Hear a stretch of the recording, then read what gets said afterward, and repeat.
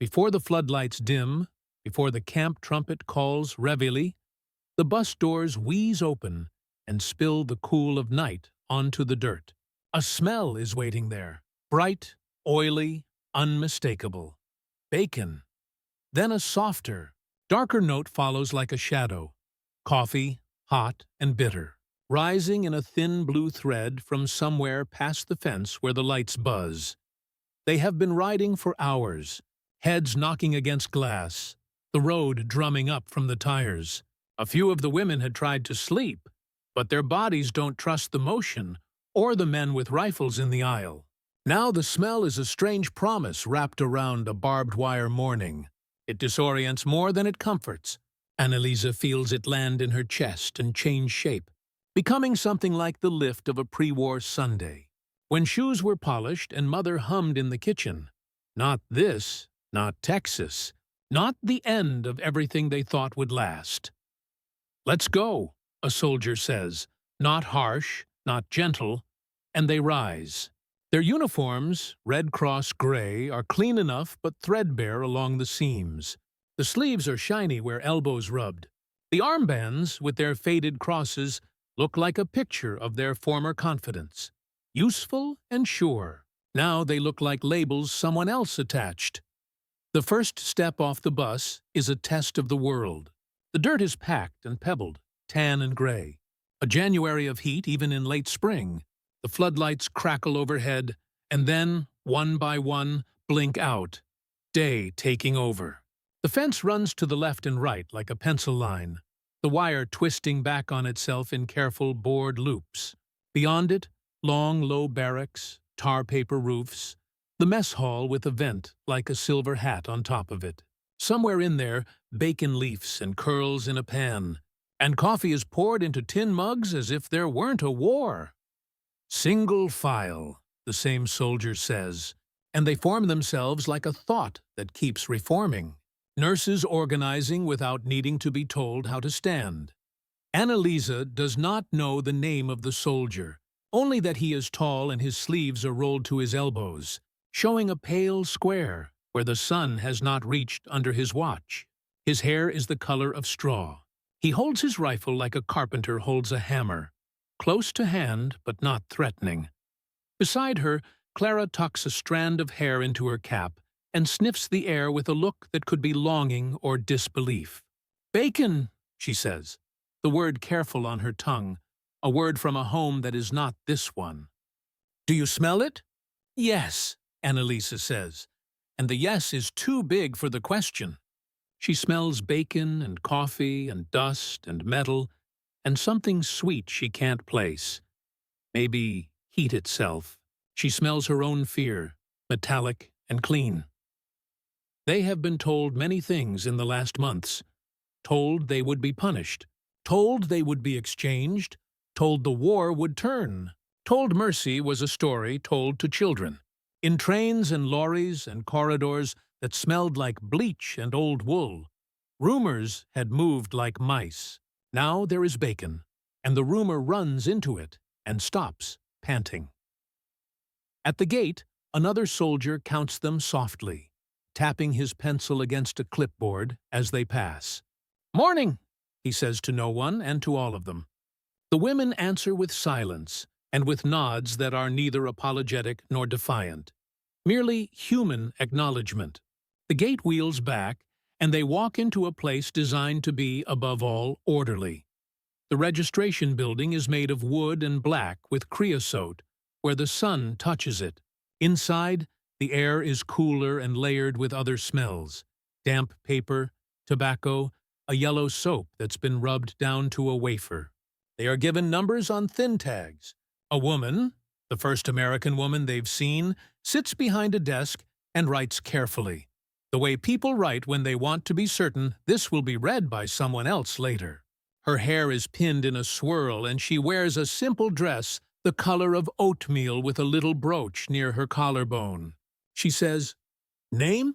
and a German word arrives in the air like a bird that isn't sure where to land. "Name?" she repeats, slower, and points to the blank line. Annalisa takes the pencil gently when it's offered and writes, Annalisa Bauer. Her hand has a tremor she refuses to dignify by noticing. She writes her date of birth, her place of origin, the words flattening themselves to fit the paper. A small history squeezed into a shape that the camp can keep. She is given a tag with 3146 on it. That number will be her name here as often as her real one. But the pencil marks are still black and wet, and she watches them until they shine in the light, and then don't. A medical officer with a crossed brass badge looks them over with brisk kindness, ticking boxes as he goes. Height, weight, blood pressure, any fevers, any cough. He says, ration cards, mess, barracks, and points them down the hallway. A clerk hands out thin booklets whose paper feels like dried leaves.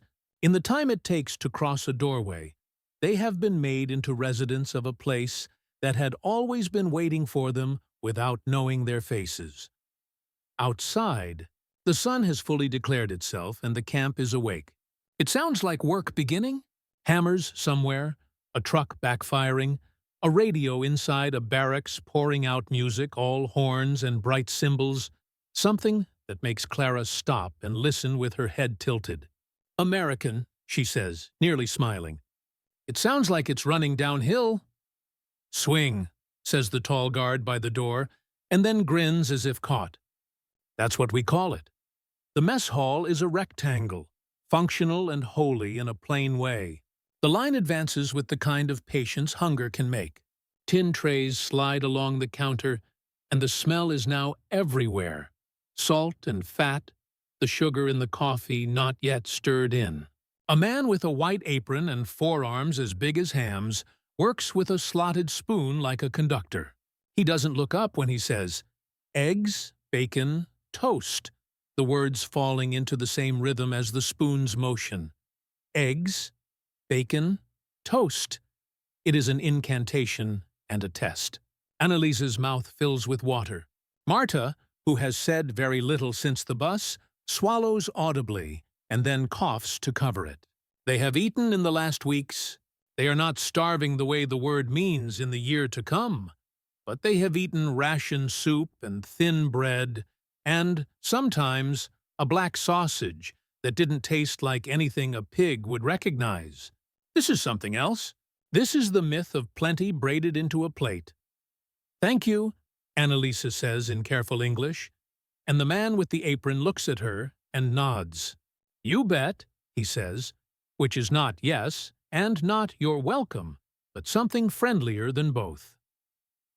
At a long table, the women sit with their trays and their coffee in cups that burn their palms. For a moment, no one speaks. There is a choreographed hesitation, the pause between a prayer and a bite. Then someone's fork scrapes and they begin. Bacon cracks under their teeth, leaves the taste of smoke and salt, and a little sweetness that must be the fat, rendered out and now inside them. The eggs are soft, but not runny. Butter pooling at the edges. The coffee is harsh and alive. Annalisa drinks it and feels a path in her chest open up like a road that was always there under the snow. It is the contrast that makes it unbearable and necessary. The humane breakfast and the memory of winter wards where morphine ran out, where they had to pick who got the good bandages and who got old shirts boiled and wrung out while the water turned clouded.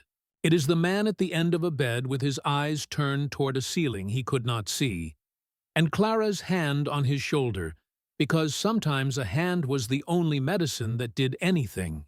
It is the roar of planes when the hospital roof shuddered under them, and then the silent abyss afterward. All the beds shifted a few inches, all the cups on all the bedside tables trembling in a perfect, stupid imitation of life. It is this: bacon and coffee, and a country that seems to be waking up in a way that doesn't hurt. Careful, Marta says, half smiling as she blows on her coffee. We will forget where we are. Annalisa looks at the window where a guard passes, the rifle at his shoulder a simple fact pressed into the morning. No, she says, we won't. After breakfast, they are led to their barracks, long and low, with bunks that are freshly made up with thin blankets folded in exact halves. Everything smells clean. There are foot lockers with small locks, and the simple privacy of a sheet hung at the end for when someone needs to weep like a person, not a prisoner. The guard, his name is Harlan, they learn later, shows them how the stove works and where the latrine is, and tells them the hours, the rules, the ratio of day to night here. No one says it, but they all think it. Rules are a luxury, and these are not the worst ones. You can work, Harlan says, pointing down the road toward a building with a red cross painted on its side. Infirmary, laundry, kitchen if you can stand the heat. Pays in camp script. You can spend it at the canteen. Cigarettes, candy, soda. Sometimes fruit. The word fruit does something to the air. They do not look at one another because the sudden, childish image of an orange or a peach would be too naked. Clara thinks of the apricot tree in her grandmother's yard. Annalisa thinks of apples and the careful way her father would peel them in one ribbon. Letters go out on Fridays, Harlan adds, and this breaks whatever spell was forming. The women, as one organism, lean toward the idea of a letter. He explains the rules. 3 lines, censored, no locations, no war news. But you can say you're all right, he says, and then looks at them, almost apologetically, as if he's involved in something he didn't invent. They spend the afternoon learning the camp the way the body learns a new ache. Shade under the eaves of the mess. The exact slant of the sun at 4 o'clock, which makes lines of light between the bunks like the ladder to a dream. The smell of creosote, tar-hot and receding. They discover that if you step to the right near the water pump, the tap squeaks less. That the radio in Barracks B likes to fade in and out, as if it's trying to choose between 2 songs. That the fence is always there, but sometimes, if you are very interested in a moth, you can forget its shape. By evening, they have chosen, mostly, what kind of work they will do. Clara and Marta and 2 of the others decide on the infirmary, hands remembering their use. Annalisa chooses it too, naturally, though she wonders whether the kitchen would be a place where the smell of bacon might make her less complicated. The kitchen is a job for someone else today. Today, she needs a pulse under her fingers to make sense of the day. The camp infirmary is clean in a way that doesn't make promises it can't keep. There is a doctor with a face that looks like he doesn't sleep enough, and an American nurse who moves the way people do when they've had to move this way for a very long time and have learned to do it without resentment. There are a handful of German men from the general camp, some with bandaged hands from a workshop accident, one with a rash that looks like summer coming out of him in bumps, one whose eyes wobble slightly and who touches the edge of the counter as if it's the last solid thing in the world. Annalisa is given a corner station and a row of tasks that would have been insultingly simple 2 years. Go and feel exactly right now. She washes and dries and wraps and measures. She listens to a chest with a stethoscope that still smells like alcohol from the cleaning cloth. The rhythm she hears is a human one. Not German, not American, just the same drum everyone carries around and takes for granted when there are enough eggs. The doctor, Levine, someone says, shows her where the morphine is and where it is not. He says what he can offer and what he can't. He doesn't say that he has seen worse in pictures. He doesn't say anything about war. At one point, he looks at her hands and nods as if to say, "This part of you belongs to no government." "Coffee?" a voice says, and the American nurse holds out a cup in the universal late afternoon sacrament. Her name is Ellen. She says it with the softness of someone who expects to be misunderstood and is fine with it. Annalisa takes the cup and drinks and says, "Danke," and then, correcting herself, "Thank you." And Ellen smiles as if she knew both words before they were spoken. At dusk, the heat leaves the ground like a sigh, and the sky goes the specific violet that belongs to the end of a hot day. The first night in the barracks is a quilt of breath, a shifting orchestration of small noises, a cough, the turn of a body on canvas, the whisper of someone praying in a shop-worn voice, and somewhere, a radio that someone forgot to turn off until a guard came by and tapped the wood 3 times in the agreed-upon code. Silence comes in thin layers and then thickens. Dreams arrive, sure-footed, from all directions. In a dream, Annalisa walks into her parents' kitchen, the window fogged from boiling water. It's winter and quiet. Her mother is not there, but the vinegar smell of pickle jars is. She has not been to this kitchen in 4 years, but her body remembers every squeak in the boards. She puts her hand on the table and it is sticky from jam. Then bacon again, ridiculous and grand, rises from a pan that isn't there. She wakes smiling and then, remembering, smooths her face back into its careful waking shape. The days begin to stack themselves like plates in a tidy kitchen. Morning sounds the same: trumpet, footfalls, the slap of a bucket. Until one morning, it doesn't. The trumpet sputters and stops, and then, after a beat, begins again. And the entire camp grins in the way people do when the universe gives them one small reminder that perfection isn't required for life to proceed. There is just enough work to make sleep honest. The infirmary is never empty, but never panicked. There are bandages and soap and a responsible number of syringes counted at the beginning and end of each shift. There is a ledger where everyone writes what everyone did so that no one can lie to themselves later about skill or error. There are questions about English and German words for the same things: gauze, gaze, fever, feber, scar, narbe. They hold the words in their mouths like seeds and try to imagine what might grow. Sometimes there is a radio bulletin, tight and official, in a voice that doesn't belong to anyone in the room. The voice says things about lines and fronts and cities that have known the boot of one army and now know the boot of another. The women don't look at each other when these voices speak. They continue to wrap gauze and tie off sutures, and the men on the cots continue to breathe or to not breathe. And the coffee continues to be poured because the coffee has never cared about borders. A week in, there are letters. The first bundle arrives with a sound like a small avalanche when the sack hits the desk at the camp post. The women take their pencils and write the way people who have used up some of their words on pain write, sparingly and with love that has been stripped of decoration. 3 lines: I am safe. There is work. Do not worry for me. Some say the name of a neighbor to show they remember. Some mention the smell of breakfast because it sounds like a joke and like a truth at the same time. The censors will read these lines and stamp a square violet mark where the paper is thinnest.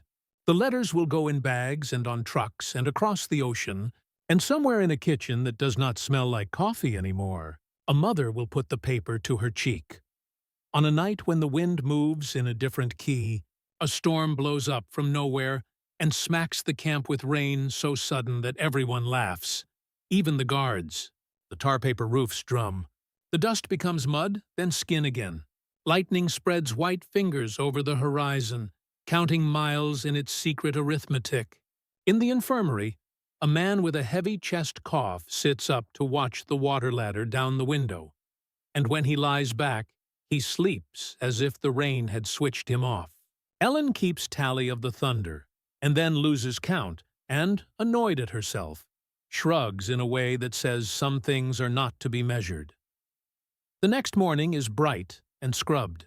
The mess hall griddle hisses and talks in bacon again, and when the women walk in, something unknots in their shoulders they did not know was knotted. The smell has become a signpost. It means, another day you are alive. Another day you can choose to be useful. It also means this is a place run by people who believe breakfast solves a measurable portion of the world's sins. Annalisa decides this is a theology she can live under for now. The guard with the straw hair, Harlan, passes by their table and pauses, not hovering, just there. He asks, "Food okay?" And when they nod, he looks pleased, as if he made it himself. He tells them, without being asked, that the cook's name is Jackson, And he used to run a diner near Amarillo, which is a word that tastes like yellow in the mouth. Why Texas? Marta asks later, not to anyone, but to whatever force answered all the other questions with a shrug. Because here is not there, Clara says, stacking her cup on her tray as if the act will make sense of the exchange of lives. On the 10th day in the camp, a boy from another barracks, a boy with 2 scars like commas near his mouth, sits for an hour in the infirmary waiting for a tooth to be looked at. He hums under his breath. It's a song Annalisa recognizes from before the war, from a dance in a town hall with bad acoustics and good intentions. She hums a few notes without meaning to, and his eyes widen. You know it, he says, and then, quickly, ashamed at the intimacy implied in this knowing, looks down. Everyone knows it, she says, not unkindly. For a moment, they are both staring at the same spot on the floor where a knot in the wood looks like an eye. That afternoon, the canteen has oranges. No one shouts or rushes. They have heard that other camps sometimes become different animals when fruit appears. But there is a softening of faces, the way people look at snow falling from the first storm of winter. An orange costs more script than anyone wants to spend, but they spend it anyway. Marta buys one and carries it with careful disrespect, pretending it is not precious. At the barracks table, she rolls it back and forth between her palms to release the oil in the skin. The air changes. She peels it in quarters because she cannot trust herself to make a ribbon. They pass pieces around and the juice runs and no one apologizes for anything. Do you remember, Clara says, how oranges used to be ordinary? Nothing was ordinary, Annalisa says, and then regrets sounding like a philosopher. She wants to say that what they called ordinary was really grace-wearing work clothes, but the thought is too big for the small quiet of the barracks. And anyway, the orange is doing the talking tonight. In the evenings, sometimes, the guards let the radio play in the yard. Annalise feels it land in her chest and change shape. First a memory of a kitchen she can barely trust, then a terror that she is being tricked by her own senses. Bacon, coffee, not fear, not disinfectant, not the dull animal reek of a lorry crammed with boots and breath and wool.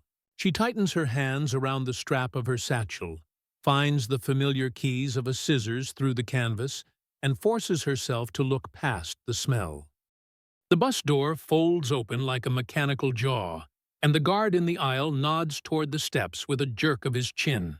"Ladies," he says, trying for something that isn't a bark. His helmet strap sits crooked under his jaw, and in the blue hour before dawn, he looks very young. They come down one by one, nursing shoes, not marching boots, clicking softly on the metal, then sinking into the dust. The camp stretches itself in wire rectangles, the neat geometry Americans like. 2 towers sit like blunt pencils on opposite corners, their lights already down to a low hum, the last of the night sloughing off the lamps.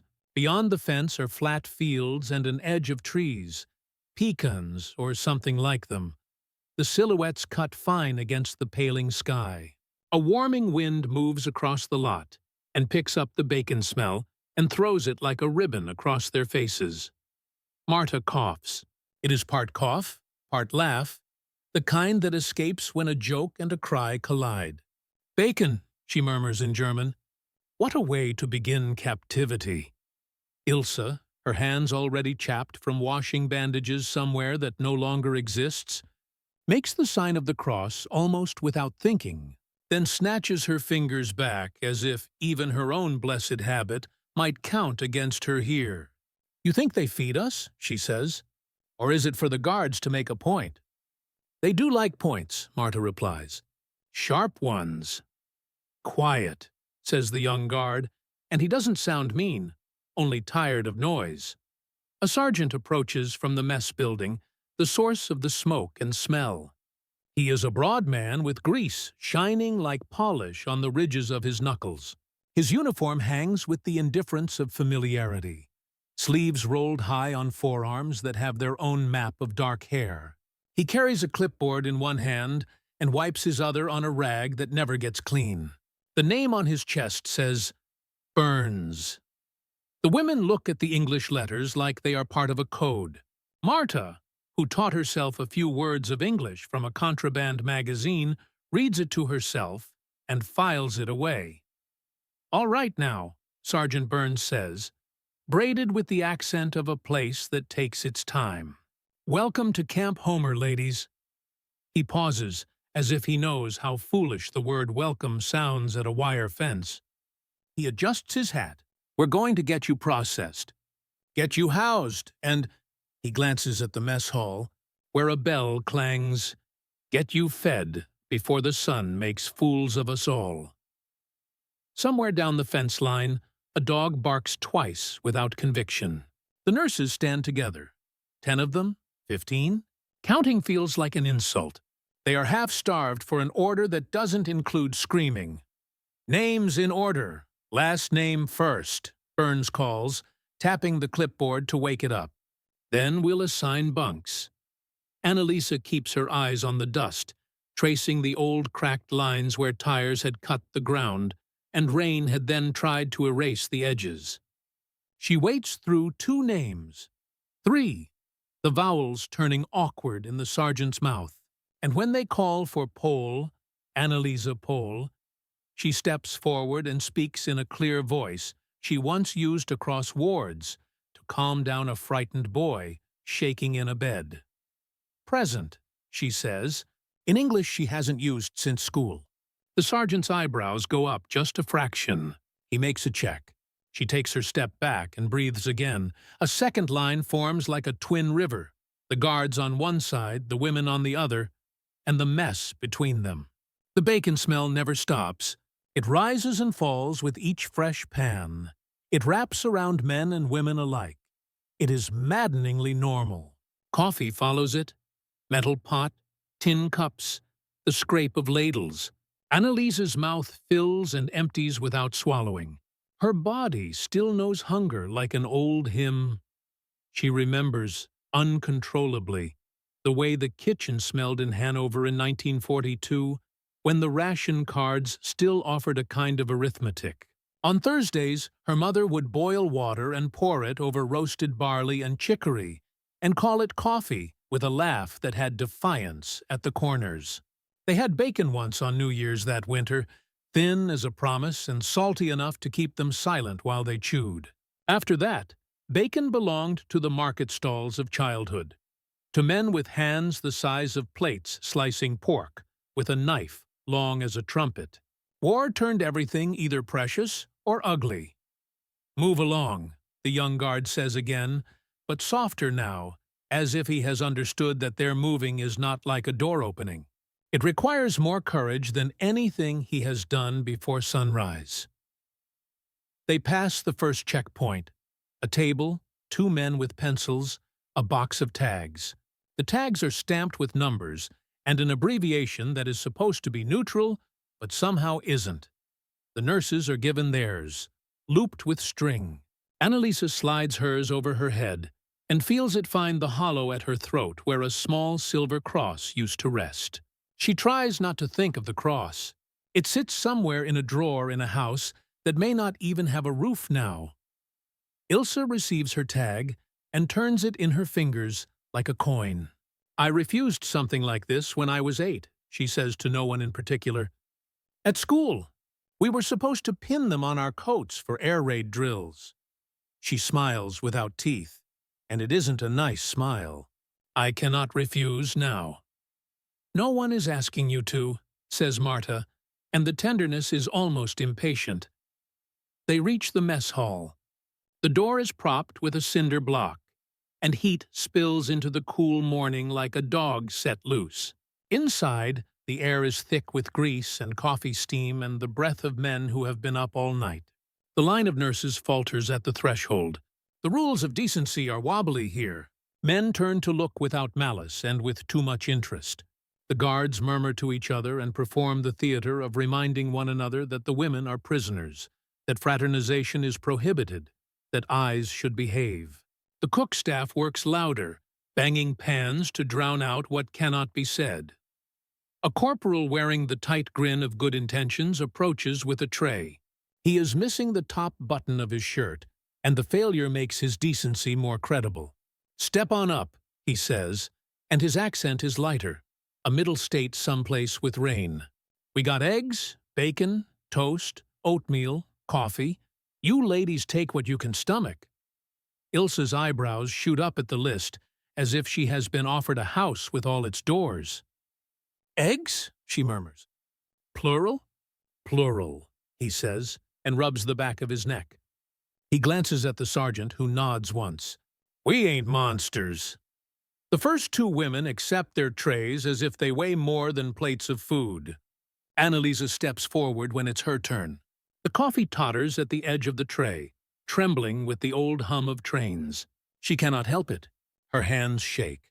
The corporal steadies the cup, with his thumb and forefinger in an old-fashioned gesture that reminds her too sharply of the way her father used to keep the tea from sliding into her lap on the trams. "Where are you from?"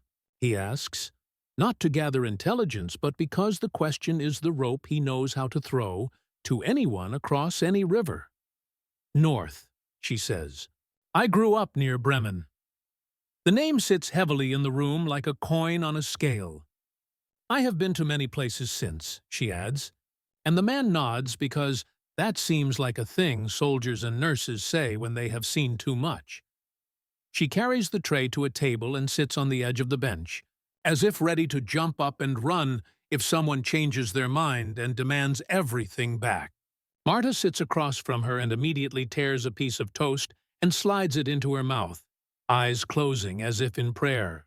Ilsa takes one piece of bacon and places it on her tongue like a wafer, and lets it dissolve in salt and smoke. The room grows a little softer around the edges as the food shuts up the part of the brain that counts the number of beans left in the jar. The coffee is a shock.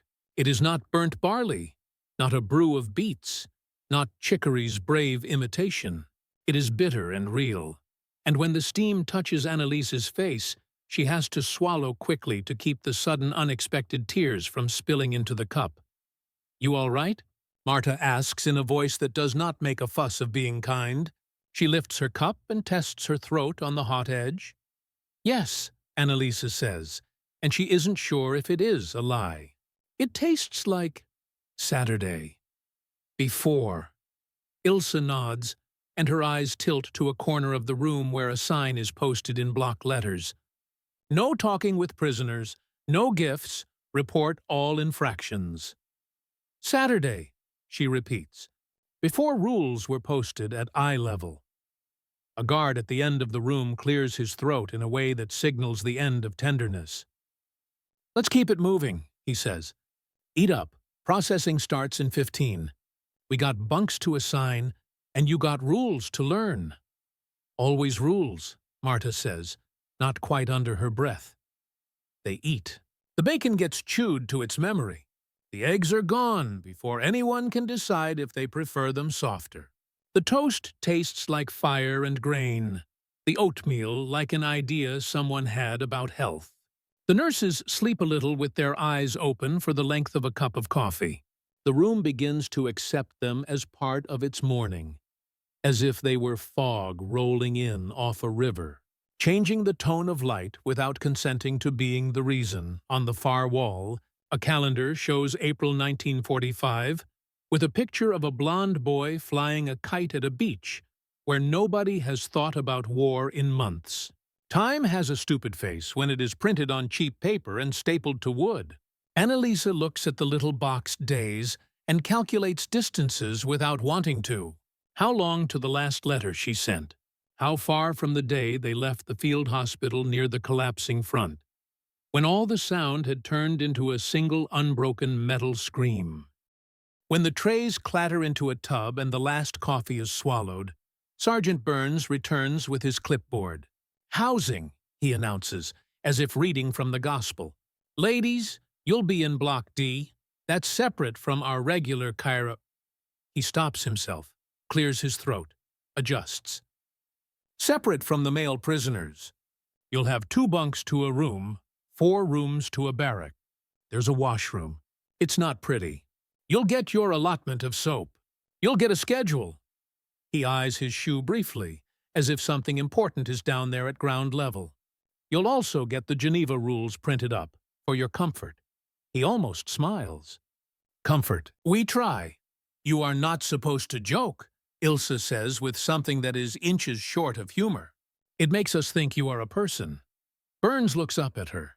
He is, as far as Anneliese can tell, the kind of man who would share a cigarette with someone he arrested for stealing ham, who would scold the thief for being stupid and send him home with bread anyway. That's your mistake, he says mildly. Thinking we aren't. Outside, the light has come up. It finds the dust and the edges of the wire and makes a lacework of it. The nurses step out again and feel the world take their weight like a floorboard that isn't sure how many feet it can carry. A truck rolls past somewhere beyond the mess. Men shouting a language that has not yet learned the names they will lose. Block D sits clean in a row. White-painted wood gone gray with dust. The steps worn from Habit's shoes. A woman in an American uniform waits near the door, her hands folded in front of her like a catechism. She wears no weapon, only a whistle, and the decent authority of someone who has learned to make her voice larger than her body. The badge reads, WAC. The letters are new to the nurses. The woman's face is not. I'm Lieutenant Marie Donnelly, she says, placing the weight of her name where everyone can pick it up. Women's Army Corps. I'll be your primary liaison. It's my job to make sure you have what you need, and that you do as you're told. It will work better for both of us if we achieve both ends. Her hair is pinned with a strictness that reads as mercy. No question what she expects of you. No question what you get in return. She has Irish in her vowels, and a Texas sun burnishing the edges of her cheeks. She looks at the women as a teacher does on the first day of school when the chalk is fresh and the room smells like the possibility of order. You'll have times for meals. You'll have times for walks within the perimeter. You'll have times to write letters, subject to censorship, she adds, and does not blush. You'll be able to visit the infirmary for anything that requires attention. You will not be subject to any man's wandering hands. If that happens, you will tell me, and I will handle it. She glances over at Sergeant Burns, who nods, his jaw square and simple. You will keep your space clean and your voices low after lights out. You will not approach the fence. You will not test our grace. She opens the barracks door and gestures. The room smells like soap left near heat and old wood. Bunks against the walls, a small iron stove in the center, windows painted shut on one side, blankets folded in squares that are exactly the size of the women's torsos, hooks for coats, a shelf that will, eventually, hold the small persistent things women accumulate, buttons, scraps of paper, a photograph or two, if they can locate a past that fits inside the width of a palm. Marta takes the bottom bunk nearest the window with a speed that is only partly selfish.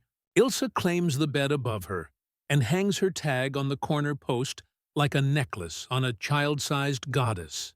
Anneliese chooses a narrow bed on the far wall and sits, her knees making a small, betraying pop. She presses her palms to the blanket to feel if the wool has a memory of who had it last. Lieutenant Donnelly moves through the room with the ease of a woman who has inhabited many of them. She taps the stove with her knuckle. You'll get coal in the evening if it's cold. It won't be cold for long, she says, glancing at the window's white eye. This is Texas. It's a bully of a season here. Texas, Marta repeats. The word is a desert word, a cactus word, a movie word. She tries it on in her mouth and shakes her head. What a place to be an enemy. That's the strange part, Donnelly says. The place will like you anyway if you let it. She hands out small booklets, the Geneva Conventions broken into sentences with dotted lines between them, a liturgy for captives. We try to respect this. Don't make it hard. Anneliese flips through the booklet. She reads aloud the phrase about medical personnel and the conditions of captivity. the promise of parity, the words that say the war cannot crush everything.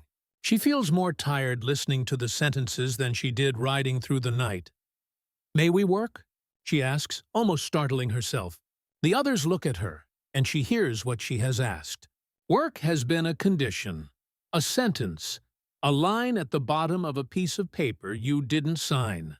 But work is also what has made her body remember it was a body, not just a soft machine for fear.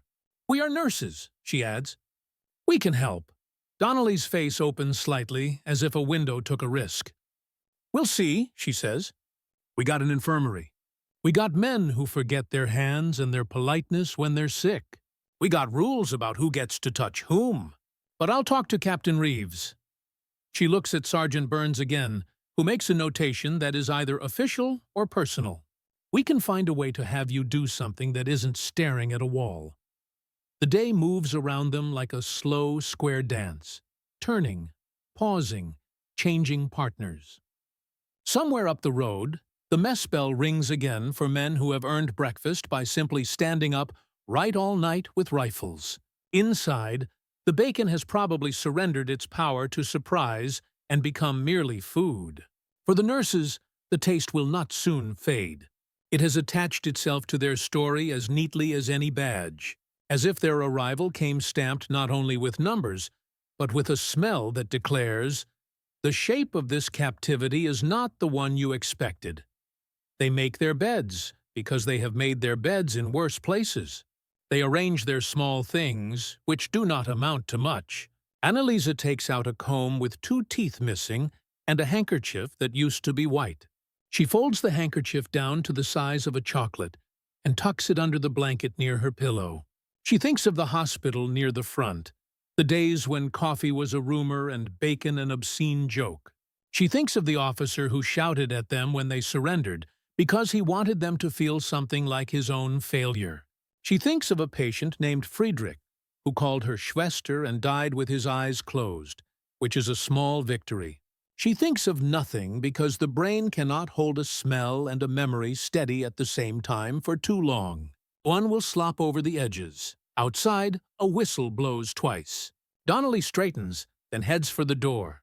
"Processing," she says, and the word is a train ticket. Destination blandly printed. "Bring your booklets and your tags. You'll have new clothes issued. Shoes, if yours." They file into a rectangle without being told. Habit, tugging them into orderly lines. A sergeant steps forward, boots planted, the brim of his hat casting a knife of shadow across his eyes. He speaks slowly, enunciating like someone careful with fragile glass. "You're safe. You're in a prisoner of war camp. You will be processed and assigned barracks. No one will harm you." The words sound practiced, but not insincere. A corporal at his shoulder translates a few key phrases into syllables that land near German and miss here and there, like stones skittering off a river. Papers, names, ages, occupations.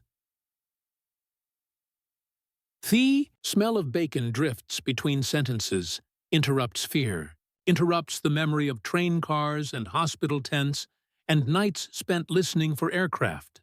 Coffee rises underneath it like a tide, bitter and deep.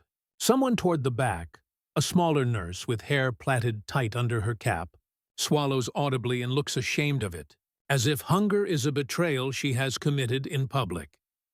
"Annalisa Summer," she says when it is her turn, voice even, shoulders level. The sergeant writes, while the corporal mispronounces it, and she repeats it once more, making the music of her name clearer. "Nurse. Red Cross." The date slides out of her mouth, as if it were someone else's year. The sergeant's pencil hitches when she says, "Red Cross," and she sees the flicker behind his impassive face as he recalibrates his idea of the enemy. Not a nurse made for soldiers, not in a uniform cut for parade, but a woman whose hands remember heat and gauze and the smell of antiseptic. They are taken to a low building that smells of soap and wet boards. A chalkboard near the door lists times for roll call and mess, the words marching in precise rows. A bucket of white powder waits just inside. The corporal gestures apologetically. "It is for lice," he says. "They have seen worse. They have been dusted in schoolhouses and barns, have stood arms out like scarecrows in lines that left them looking like ghosts."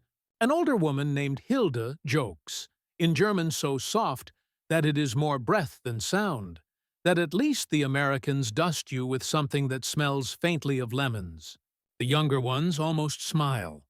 They surrender scissors and pins, belts with buckles, a pen with a gold nib that the sergeant turns in his fingers for an extra second before placing it in a canvas pouch, marked with a number and Annalise's name. The numbers are written again on a small card that sits in a slot by a door. Everything goes where numbered things go. It is reassuring in its way. Their barracks is long and wooden, with cots lined like boats tied to a dock. Sheets are folded with a severity that is nearly comic after months of living in a world where cloth was a suggestion and clean was a theory. Above one pillow, someone has tucked a slim paperback. Annalisa picks it up and sees a woman with cartoon eyelashes on the cover advertising lipstick in a color named Victory Red. The image is so impossible in this place that it makes her throat tight. Greta, who has eyes that take in more than she ever says, makes a low sound that might be a laugh. The sound of a bell or a triangle from somewhere near the kitchen cuts through, bright as a small silver blade. Mess. The word appears on the chalkboard in a time slot that is now. They move again in lines, walking past a field where laundry is strung on ropes and flaps like surrender flags. The bacon smell has grown into something with edges.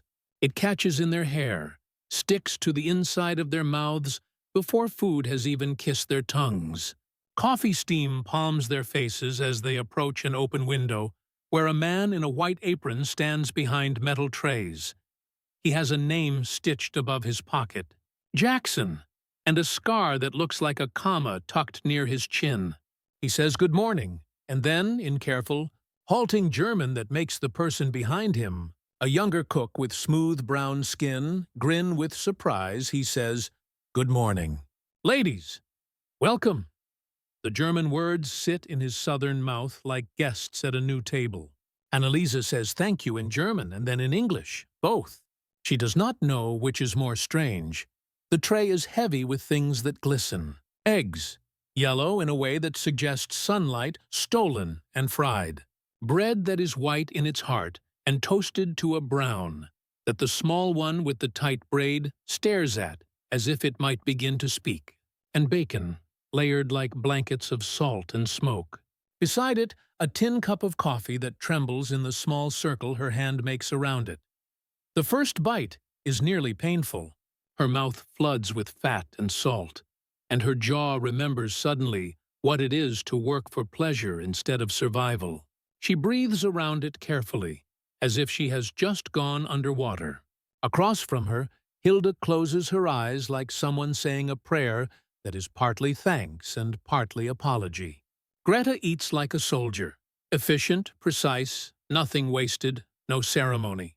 The small one, Lotta, she learns when their knees knock under the bench and they both mutter sorry, stares into her coffee as if trying to read fortunes there. When she finally sips, her eyes widen and then narrow, suspicion and longing wrestling on her face, and neither wanting witnesses. They speak in our language and theirs, words weaving over the table like threads. Someone says, in German, that the kitchen's noise shreds into pieces. This is a trap. And someone else answers, softly, but with a steel-threaded core. If it is, then at least the trap feeds us. Annalisa finds the edge of laughter in her chest again, and is startled by how fragile it sounds, like glass that has been tapped after a long winter in the cold. Outside the mess hall, the sun climbs, pulling the color back into the camp. The towers look less like teeth and more like watchful trees. A red dirt road leads away to somewhere they are not allowed to go.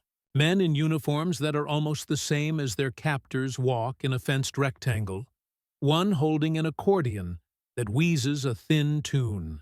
The world is the wrong way around, but still contains music and coffee and bacon, and the combination feels like blasphemy. An officer with a clipboard meets them as they step back into the light.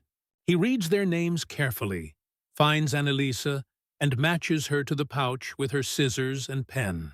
He explains the rules in that patient tone again. Roll call, work assignments, letters home, letters. The word lands in every chest with a tiny explosion. We will send them through Geneva channels, he says. There will be delays. Write plainly, no codes. He says the last with a smile that he intends to be friendly. And it works anyway. Back in the barracks, the women begin to arrange themselves into a version of a home. One tucks her boots beneath the cot with their toes aligned like soldiers on parade. One smooths the edge of the sheet with hands that have soothed fevers and stitched wounds, and now find this task almost offensive in its softness. Annalisa takes the slim pencil she has been loaned and writes her mother's name on the first line of a card that will become the letter that will cross an ocean and a war. She writes slowly, as if speed can break this new fragile thing. She writes about being alive, about the smell of bacon, about coffee that is black and hot and fills the empty places with something like courage. She does not write about the moment in the mess hall when a man with flour, dust on his sleeve, set down an extra slice of bread with a small nod. The quick courtesy of one who knows hunger and the ways it shakes a hand.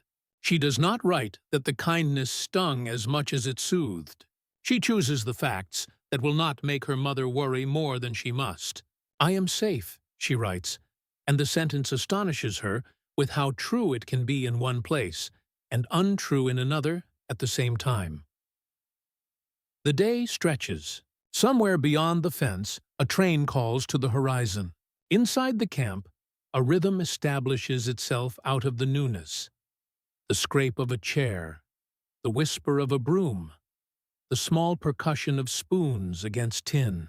The smell of bacon fades into the background of wood and soap and dust, but it lives somewhere under her sternum now, a reminder that even in captivity, the body insists on delight. When the bell rings again, it is not for food, but for assembly. The officer with the clipboard speaks of duties: nursing in the dispensary for those with training, laundry detail, kitchen help. They will be paid, he says, in a currency that means something here: cigarettes, soap, extra sugar. The list is a promise and a bargain. Annalisa feels her hands answer before her mouth does. Nursing, she says. She can be useful, and usefulness has always been her anchor. The day closes its fist slowly and gently. At dusk, someone adjusts a radio near the door until it finds a station that carries a song with a saxophone curling through it like smoke. The voice sings in English about a moon that belongs to someone, and it is ridiculous and beautiful, and so unrelated to anything that has happened for years that it feels like a contraband memory smuggled in past the guards. They sleep, finally, on sheets that smell like starch and sun. Annalisa lies on her back and watches the ceiling collect the last of the light, and her stomach hums with the residue of salt and coffee. In the dark, Greta's breathing finds an even pace. Lotta murmurs a word that might be a name. Somewhere a guard clears his throat. Somewhere a woman in a house beyond the fence turns over bacon in a pan, without thinking once about how it smells to those who wake to it as strangers. Morning will come again with its scents and rules. For now, the night allows a truce, thin as paper but wide enough to lie down on.